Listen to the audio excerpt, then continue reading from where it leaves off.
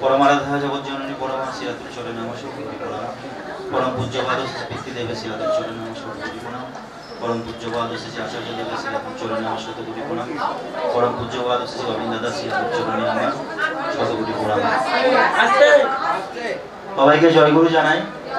আজকে সত্যি আমাদের বেলেঘাটা ট্যাংরা অঞ্চলের যে সমস্ত সৎসঙ্গী আমাদের একটা আনন্দের দিন। বহু প্রতীক্ষার অবসান আজকে আমাদের হলো। দীর্ঘ লকডাউন থেকে এই সৎসঙ্গ উপাসনা কেন্দ্রের নির্মাণের যে প্রচেষ্টা শুরু হয়েছিল আজ তার সার্থকতা পেল। বিগত 3 বছর ধরে যখন লকডাউনের পরিস্থিতি চলছে সেই সময় থেকে কোনো এক কারণে আমাদের মনে একটা প্রবল ধাক্কা আসলো যে আমাদের পরম দয়ালকে তার নিজের জায়গায় রাখতে হবে। ঠাকুরের দয়াতে আজকে আমরা প্রত্যেকে আমাদের যোগ্যতা হয়েছে যে আমরা প্রত্যেকে ভালোভাবে থাকতে পারছি। তার দয়া ছাড়া কিছুই হয় না। আজকে এই যে এত বড় একটা জায়গা এই কলকাতার বুকে বেলেঘাটার বুকে যা মূল্য এই ছোট্ট একটা ফ্ল্যাটের, সেই টাকায় হয়তো কোনো গ্রাম অঞ্চলে বা মফস্বলে অনেক বড় প্রপার্টি হয়ে যেতে পারে। তো এটা আমাদের কারোর দ্বারাই সম্ভব হয়নি। আমাদের জন্মের বহু আগে থেকে বেলেঘাটায় অনেক বড় বড় ঠাকুরের কর্মীরা ইষ্ট কাজ করে গেছেন। আমি দীক্ষা নেওয়ার দিন থেকে এখানে বহু মানুষকে দেখেছি, যেখানে প্রচুর মানুষ, প্রচুর সৎসঙ্গী রয়েছে। বহু পুরনো ঋত্বিক যারা ঠাকুর এসেছে, ঠাকুরের সঙ্গ করেছেন, সেই সমস্ত মানুষজন এখানে আসতেন, বহু ইষ্ট কাজ করেছেন। এবং এই অঞ্চলে বহু বড় বড় সৎসঙ্গের দিকপাল কর্মীরাও থেকে গেছেন এক সময়। তো তারা প্রত্যেকেই শুনতাম তাদের মুখে যখন আমরা ছোট ছিলাম যে ঠাকুরের একটা কেন্দ্র মন্দির করা লাগে। আমি যে ইষ্ট কাজ করছি বা ঠাকুরকে নিয়ে যে আমি চলছি তার সার্থকতা কোথায়, যদি তার জন্য কিছু না করতে পারি। আমরা প্রতিনিয়ত সকাল থেকে রাত্রি পর্যন্ত শুধু আমরা নিজেদের জন্য ছুটে বেড়াচ্ছি। নিজের চাকরি বাকরি, ব্যবসা, পড়াশোনা সবসময় আমরা নিজের জন্য ছুটে বেড়াচ্ছি। তো তার জন্য কি করলাম? তার জন্য যদি কিছু করণীয় থাকে, এই আজকের যে কেন্দ্র মন্দিরের উদ্বোধন হলো এটা তার কাজ। এখান থেকে বহু মানুষের ইষ্টপ্রেরণতা বাড়বে। বহু নতুন মানুষ যারা ঠাকুরের স্মরণে এসেছেন বা এখনো যারা ঠাকুরকে ধরেনি, এই মন্দিরে আসলে তাদের ভাব উদয় হবে। শ্রী ঠাকুরের আচার্যদেবের বলা যে মন্দির এমন হওয়া লাগে যে মন্দির নিজেই যেন যাজন করে। সে মন্দিরকে দেখে একটা মানুষের মনে ভাবের সঞ্চার হয়, সে মন্দির ছোট হোক বা বৃহত্তর হোক, বড়ই হোক। তাই কেন্দ্র মন্দির এত বেশি প্রয়োজন।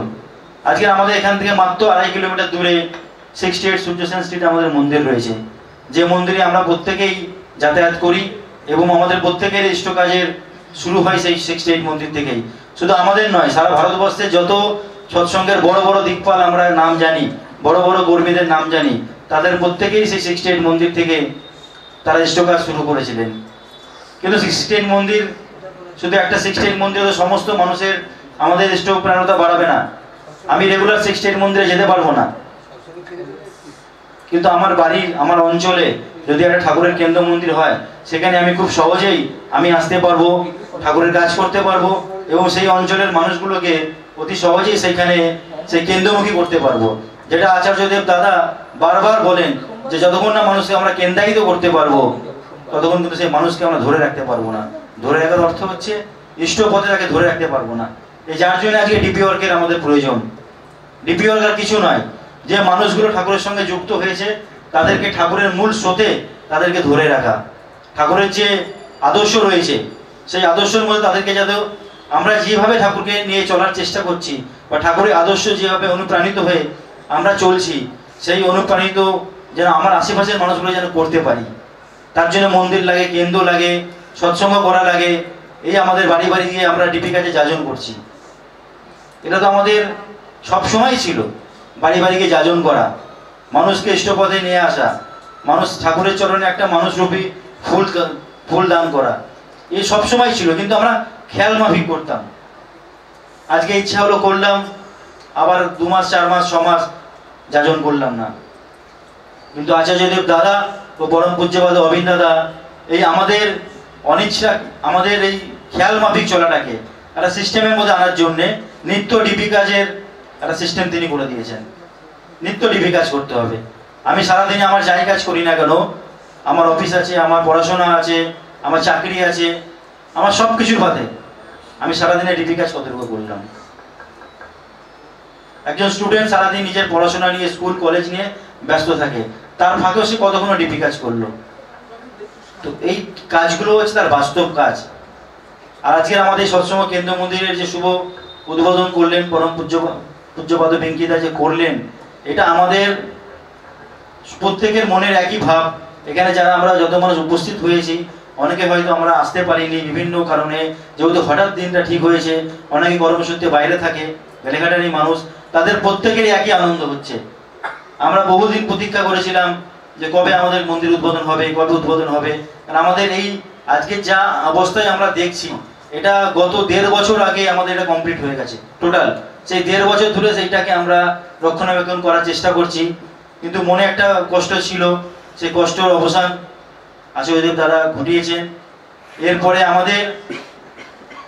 আমাদের যে ইষ্টপথে চলাটাকে আমরা যেন আরো বাড়িয়ে নিয়ে যেতে পারি।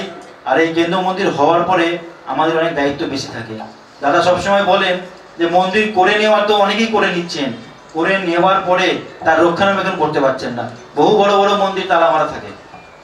তো আমাদের যারা এখানে এই মন্দিরের সঙ্গে সরাসরি যুক্ত রয়েছে, যারা এই মন্দিরের বেলেঘাটা সৎসঙ্গ অধিবেশন থেকে যারা ভালোবেসে, যারা তাদের সময় দিয়ে, শুধু 2-1-3 লোক নয়, এইখানে আজকে যারা উপস্থিত হয়েছে এবং যারা আজকে নেই, তারা প্রত্যেকেই এই সৎসঙ্গ উপাসনা কেন্দ্র তৈরি করার পিছনে তাদের প্রত্যেকের সমান সচেষ্ট তাদের অভিব্যক্তি রয়েছে।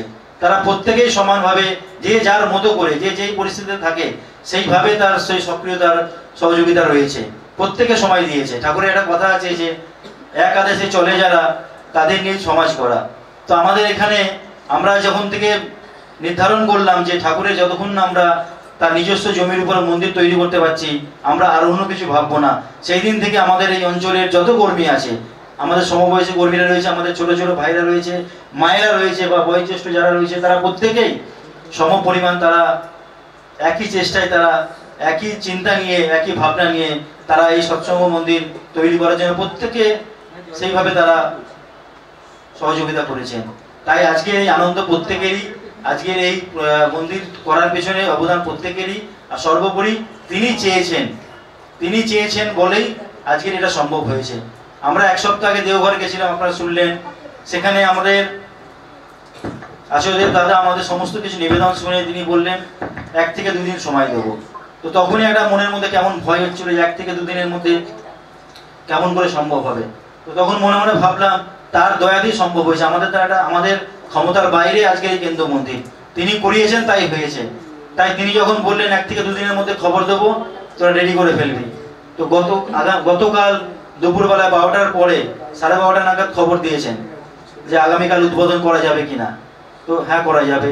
তো তারপর থেকে আজকে এখনো পর্যন্ত আমাদের সমস্ত কিছু অনুষ্ঠান সুষ্ঠুভাবে সম্পূর্ণ হয়েছে। শুধু আমাদের রাজি থাকতে হবে, করিয়ে তো তিনি নেবেন। যেমন ডিপি কাজ, আজকে ডিপি কাজ আমরা অনেকেই শুনছি করছি না, কিন্তু ডিপি কাজ কি বন্ধ হয়ে আছে?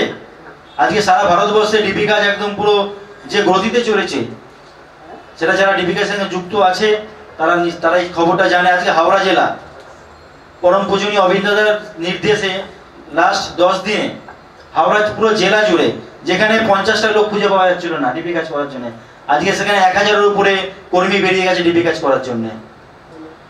তো আমি যদি না করি, আমি পিছিয়ে পড়বো, কাজ হবেই।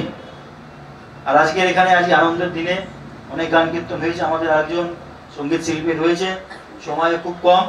আমি এই কয়েকটি কথা বলে আপনাদের এখানে সবার মঙ্গল প্রার্থনা করি। আর আমাদের আগামীকাল আমাদের কর্মসূচি আছে, সেটা এখানে বলছি না, সেটা আপনাদের আমরা জানিয়ে দেবো। আপনারা যারা এখানে এসছেন প্রত্যেকের মঙ্গল কামনা শেষ করলাম। জয় গুরু, বন্দে পুরুষোত্তম।